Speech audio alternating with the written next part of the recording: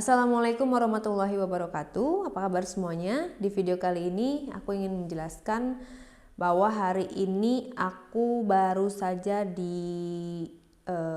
wawancara oleh beberapa media terkait dengan bagaimana tanggapan aku mengenai teleconference yang diadakan oleh Pablo, oleh suamiku dan oleh kuasa hukumnya Bang Rasman. Kemudian aku menanggapi semua statement-statement dia dari kata per kata, kalimat per kalimat. Di antaranya di situ ada yang mengatakan bahwa akan mensomasi finalis MasterChef yaitu Trendy pada saat pembuatan video beberapa waktu lalu di channel YouTube-nya Trendy yang menanyakan kepada aku bahwa benar tidak ini fotonya Pablo yang sedang mencium seorang wanita. Kemudian di video itu aku bilang, iya benar ini Pablo, dari tatonya aku yakin ini Pablo karena hanya dia yang punya tato seperti itu. Nah, aku ingin menanggapi masalah somasi tersebut. Aku rasa masalah ini menjadi semakin rumit dan semakin melebar kemana-mana karena menurut aku tidak perlu untuk melibatkan pihak lain, terutama si Trendy. Trendy itu kan di videonya hanya menanyakan, Kare bener nggak ini fotonya Bang Pablo, karena dia dapat gambar tersebut dari temennya. Lalu aku bilang fix ini dia. Jadi yang bilang fix itu aku yang bilang gitu loh. Menurut aku tidak layak ya, tidak pantas untuk Pablo mensomasi Trendy. Dia nggak ada mengatakan statement apa-apa menjelekkan ataupun apa. Dia hanya menanyakan kebenaran foto itu, yang ada di dalam foto itu apakah Pablo atau bukan. Karena si Trendy ini juga nggak mengenal Pablo sama sekali, belum pernah ketemu gitu. Makanya dia tanya. Dan si Trendy juga gak kenal sama si cewek yang ada di foto itu. Dan aku menjawab apa yang aku lihat.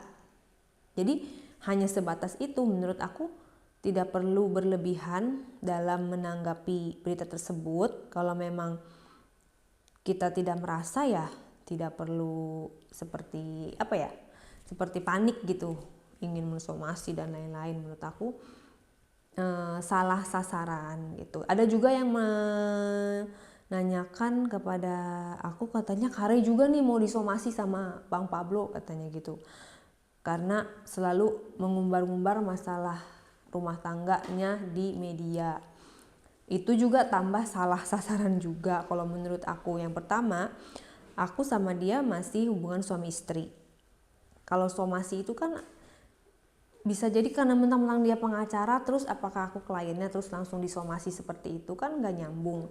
Lagi pula ini perkara rumah tangga. Perkara rumah tangga itu menurut aku tidak etis kalau disomasi-somasi, dan aku gak ngerti hukum ya, tapi menurut aku gak nyambung gitu kalau cuma gara-gara kita curhat di media sosial terus tiba-tiba si pasangan tersebut mau somasi kita. Menurut aku itu sangat tidak nyambung.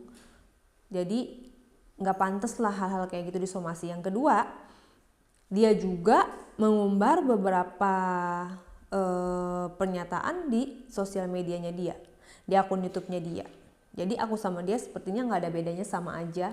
Kenapa kita seperti ini? Karena kita nggak kunjung bertemu. Kita nggak pernah bertemu dari semenjak masing-masing kita udah keluar dari penjara, dari Pondok Bambu dan dari Cipinang. Kita nggak pernah bertemu, maka dari itu semuanya menjadi kacau.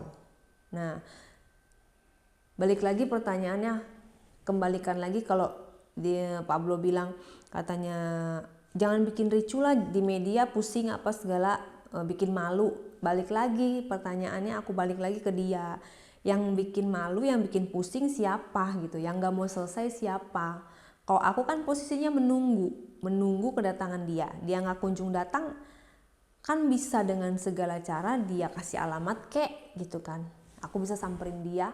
Jakarta sama Sentul juga nggak jauh-jauh banget gitu. Jadi di sini sebenarnya siapa yang memulai gitu, yang memulai permasalahan ini.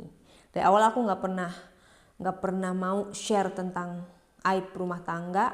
Dari awal juga aku nggak pernah mau share tentang kejelekan suamiku. Tapi awal mulanya kan dipancing dari statement dia yang diupload di Instagram oleh adminnya itu. Dan awalnya aku juga nggak menanggapi. Yang kedua dia upload lagi, terus upload lagi. Jadi wajar sekali kalau aku juga menanggapi di akun YouTube ini, gitu. Ya sekali lagi aku sangat tidak setuju dengan statement yang katanya Bang Pablo mau somasi Trendy. Menurut aku Trendy itu orang lain yang nggak mengerti permasalahan rumah tangga kita gitu, aku dan kamu. Jadi tidak perlu melibatkan orang lain, juga tidak perlu mensomasi gitu kan. Sebenarnya akar permasalahannya cuma simpel doang, cuman kamu tuh nggak mau ketemu aku, udah gitu aja. Kenapa kamu nggak mau ketemu aku? Ya minimal ya untuk menyelesaikan masalah inilah. Karena kita juga kan ada anak, kamu juga di rumah ini, di studio ini juga banyak barang-barang kamu juga.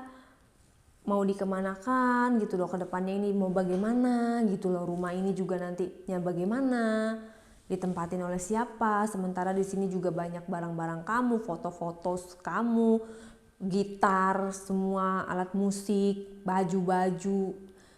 Tapi kamunya nggak pulang, terus statementnya kayak gitu terus. Anak-anak juga nanyain terus. Coba deh agak lebih bijak gitu loh dalam menentukan permasalahan dan lebih cerdas dan lebih dewasa lah gitu kan. Kamu juga kita udah sama-sama ngalamin ujian, udah sekolah, masa kita mau gitu-gitu terus? Kita mau jalan di tempat seperti ini? Harus ada penyelesaian, harus ada langkah yang pasti gitu loh, A atau B gitu loh, hitam atau putih. Jangan kayak gini, jangan abu-abu kayak gini, dan jangan juga melibatkan orang lain. Terserahlah kamu mau di sana sama siapapun, mau berbuat apapun, aku udah nggak mempermasalahkan lagi. Yang aku permasalahkan adalah kenapa kamu tidak menemui aku, itu. Jadi menurut aku jangan somasi Trendy, karena Trendy tidak ada salah apa-apa. Dia hanya pure menanyakan kebenaran dan aku yang membenarkan. Jadi kalau mau somasi ya somasi aku, karena aku yang fix bilang, ya itu kamu fix, karena aku tahu tato kamu itu. Itu aja statement dari aku. Mudah-mudahan dengan adanya video ini udah cukup. Jangan ada respon apa-apa lagi sebelum kita bertemu. Mudah-mudahan minggu ini bisa ada titik terang, karena sebelumnya juga kuasa hukum kamu, Bang Rasman, menjanjikan dari minggu kemarin akan mempertemukan aku sama kamu. Gitu lah. Aku tunggu janjinya Bang Rasman. Kamunya udah ingkar janji, masa kuasa hukumnya juga ingkar janji? Jadi aku gak mau lagi, udah nangis-nangis, udah capek. Kalau dulu kemarin-kemarin udah nangis, pengen mempertahankan, tapi sekarang aku minta ketegasan dari seorang Pablo Benua, dari seorang pemimpin rumah tangga gitu. Jadi ya aku juga nggak keluarga juga udah bilang udah hijrah kok, tapi lemah banget gitu loh, menghadapi masalah seperti ini kok nyerah gitu. Terus udah gitu kayak nggak bisa menerima kenyataan. Kalau orang udah nggak mau kok masih memaksakan kehendak kayak gitu kan, berarti aku juga lama-lama mikir kalau emang kamu memang udah nggak mau, ya udah kita selesaikan aja baik-baik, gimana ke depannya kan itu lebih enak gitu. Aku juga nggak mau terlihat cengeng lagi di depan kamera. Aku harus tegar, menjadi sosok ibu yang baik, contoh yang baik buat anak-anak aku, seperti itu. Toh aku juga bilang aku udah bilang sama dia bahwasannya aku nggak apa-apa di poligami gitu loh. Tapi dia juga tidak menghargai aku dengan statement kayak gitu. Bukannya apa-apa, karena seorang istri kalau udah bilang aku nggak apa-apa di poligami, itu bukan hal yang mudah untuk diucapkan loh. Artinya level dari keikhlasan seorang istri tersebut udah tingkat tinggi banget gitu loh. Tetapi di statement di media kamu bilang, kamu menyangkal nggak ada statement itu mau poligami, aku memang tetap mau cerai. Kamu bilang kan kayak gitu. Berarti apa yang aku korbankan, berikan buat kamu, artinya lampu hijau untuk poligami aja tidak dihargai oleh kamu, malah kamu tetap ingin memilih bercerai. Berarti akunya nggak bisa juga memaksakan kehendak orang kan, bener nggak? Di satu sisi aku mati-matian sampai titik darah penghabisan ingin mempertahankan rumah tangga, tapi di satu sisi ya kamunya juga mau dikasih poligami pun nggak mau, tetap mau cerai, ya udah gitu kan, mau ngapain lagi, kayak gitu aja. Aku juga nggak mau nanti anak aku kalau udah besar melihat jejak digital aku yang aduh mamiku tuh cengeng ya, nangis terus pada saat Dedi mau minta pisah, mami tuh kayak gini. Jadi aku nggak mau bikin anakku kayak nggak bangga gitu punya ibu kayak aku harus kuat, harus tegar, aku demi anak-anak dan demi keluarga. Dan aku harus mencontohkan ya bahwa seorang yang udah hijrah harus mantap dan kuat dengan ujian apapun, seperti itu. Ya aku nggak tahu lah kedepannya gimana, minta doanya aja, minta petunjuknya aja. Ya mudah-mudahan sesuatu yang katanya statement dia kan dia bilang ibarat piring itu udah pecah, udah retak kan susah tuh untuk diretakkan lagi, untuk disatukan lagi.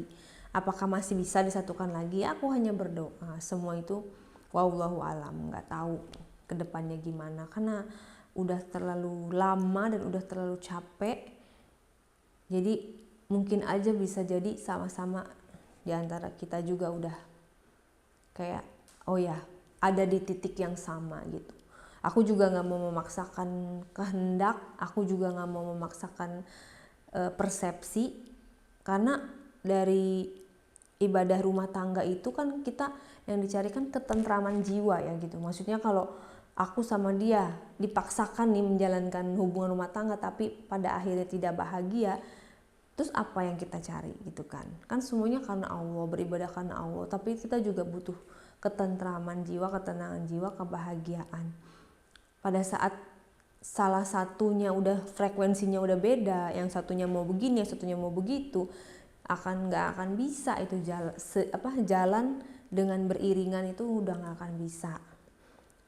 Jadi aku harap stop untuk melibatkan orang lain, untuk Pablo juga lebih dewasa lagi dalam menentukan sikap gitu ya. Alhamdulillah kamu kemarin udah muncul, udah preskon dengan Bang Rasman, ada progres lah, 1 titik lagi.